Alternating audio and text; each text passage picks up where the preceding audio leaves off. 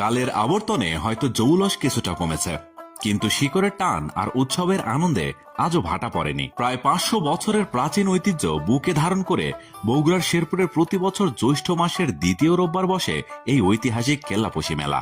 স্থানীয়দের কাছে যার আরেক নাম জামাই বরণ মেলা। মেলার ইতিহাসের পাতা উল্টালে ফিরে যেতে হয় 1556 খ্রিস্টাব্দে। কথিত আছে বৈরাগনগরের বাদশাহ সেকেন্দারের পুত্র গাজী মিয়া এবং পালিত পুত্র কালু মিয়া সন্ন্যাসীর বেশে ঘুরতে ঘুরতে আসেন ব্রাহ্মণ নগরে। সেখানে ব্রাহ্মণ রাজা মুকুটের কন্যা চম্পার রূপে মুগ্ধ হন গাজী, কিন্তু বিয়ের প্রস্তাব নিয়ে গেলে ক্ষিপ্ত রাজা মুকুট বন্দী করেন কালু মিয়াকে। একে উদ্ধারে গাজী মিয়া নির্মাণ করেন কেল্লাপোশী দুর্গ। এরপর যুদ্ধে জয়লাভ করে ভাইকে উদ্ধার এবং রাজকন্যা চম্পাকে বিয়ে করেন তিনি। সেই বিজয়ের আনন্দ আর গাজীর বিয়েকে স্মরণ করে কেল্লাপোশী দুর্গের নিশান উড়িয়ে শুরু হয় 3 দিন ব্যাপী উৎসব। গাজীর সেই বিয়ের স্মৃতি ধরেই এই মেলা হয়ে উঠেছে জামাই বরণ মেলা।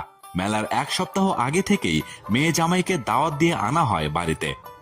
শ্বশুর বাড়ির দেওয়া সালামের টাকা আর নিজের জমানো টাকায় মেলা থেকে খাসি, মহিষের মাংস, বড় মাছ আর মাটির পাতিল ভর্তি রসগোল্লা কিনে আনেন জামাই বাবুরা। শ্যালক শ্যালিকা আর স্ত্রীকে নিয়ে মেলায় ঘোরা যেন তাদের অলিখিত নিয়ম। মেলা প্রাঙ্গণে সেজে ওঠে নাগরদোলা, সার্কাস, জাদুর আসর আর পুতুল নাচের মতো নানা আয়োজনে। তবে এই মেলার অন্যতম বড় আকর্ষণ হলো বিলুপ্তপ্রায় মাদার খেলা ও লাঠি খেলা। জানা যায় প্রাচীনকালে জটাধারী কিছু নারী সন্ন্যাসী মানুষের রোগ মুক্তির জন্য প্রার্থনা করতেন, যাদের বলা হতো মাদার। সেই বিশ্বাস আর লোকজ সংস্কৃতি থেকেই উৎপত্তি এই মাদার খেলার। সারাদিনের হই হুল্লোড় আর আনন্দ শেষে সন্ধ্যায় হাতে ছাতা আর বাচ্চাদের জন্য কাঠের খেলনা নিয়ে বাড়ির পথ ধরেন দর্শনার্থীরা।